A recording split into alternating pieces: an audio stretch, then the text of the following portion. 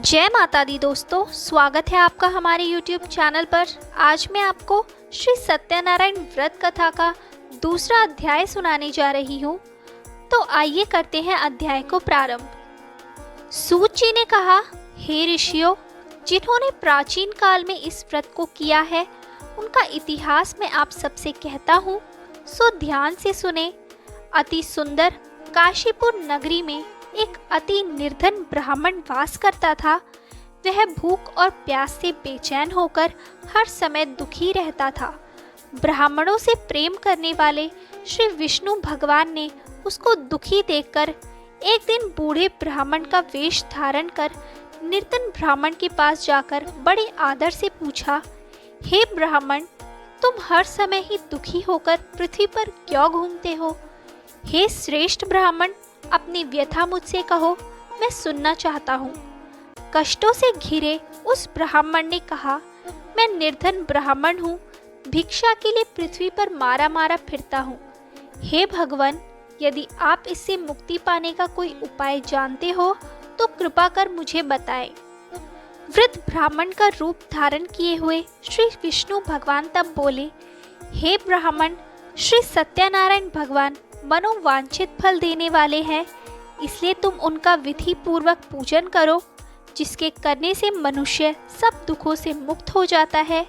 दरिद्र ब्राह्मण को व्रत का संपूर्ण विधान बतलाकर बूढ़े ब्राह्मण का रूप धरे श्री सत्यनारायण भगवान अंतर्ध्यान हो गए।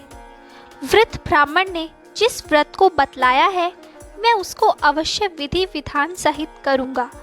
ऐसा निश्चय कर वह दरिद्र ब्राह्मण घर चला गया, परंतु उस रात ब्राह्मण को नींद नहीं आई।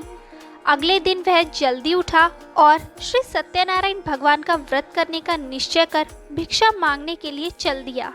उस दिन उसको भिक्षा में अधिक धन मिला, जिससे उसने पूजा का सब सामान खरीदा और घर आकर अपने बंधु बांधवों के साथ विधि पूर्वक भगवान श्री सत्यनारायण का व्रत किया।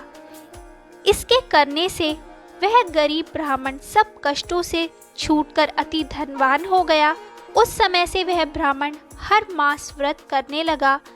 सत्यनारायण भगवान के व्रत को जो शास्त्र विधि के अनुसार श्रद्धा पूर्वक करेगा वह सब कष्टों से छूटकर मोक्ष प्राप्त करेगा।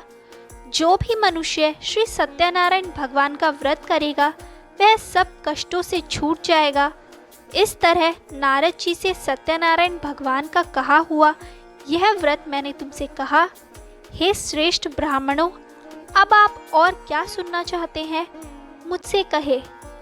तब ऋषियों ने कहा, हे मुनीश्वर, संसार में इस विप्र से सुनकर किस किस ने इस व्रत को किया, हम सब सुनना चाहते हैं। मुनियों से ऐसा सुनकर श्री सूत जी ने कहा, हे मुनिगण, जिस जिस प्राणी ने इस व्रत को किया है उन सब की कथा सुनो। एक समय वह धनी ब्राह्मण बंधु बांधवों के साथ शास्त्र विधि के अनुसार अपने घर पर श्री सत्यनारायण भगवान का व्रत कर रहा था। उसी समय एक लकड़ी बेचने वाला बूढ़ा व्यक्ति वहां आया। उसने सिर पर रखा लकड़ियों का गट्ठर बाहर रख दिया और ब्राह्मण के मकान में चला गया। प्यास से बेचैन लकड़हारे ने विप्र को व्रत करते देखा। वह प्यास को भूल गया। उसने विप्र का अभिनंदन किया और पूछा, हे ब्राह्मण, आप यह किसका पूजन कर रहे हैं?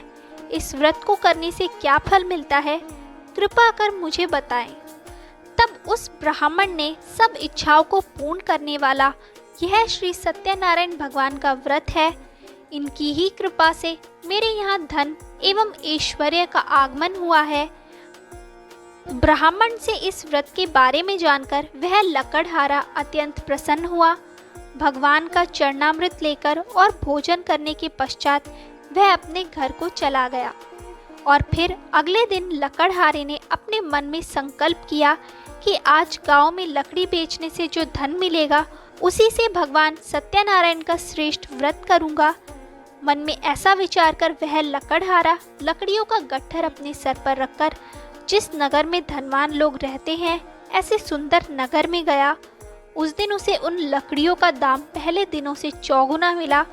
तब वह बूढ़ा लकड़हारा बहुत प्रसन्न होकर पक्के केले, शक्कर, शहद, घी, दूध, दही और गेहूं का चूर्ण इत्यादि श्री सत्यनारायण भगवान के व्रत की सभी सामग्री लेकर अपने घर गया।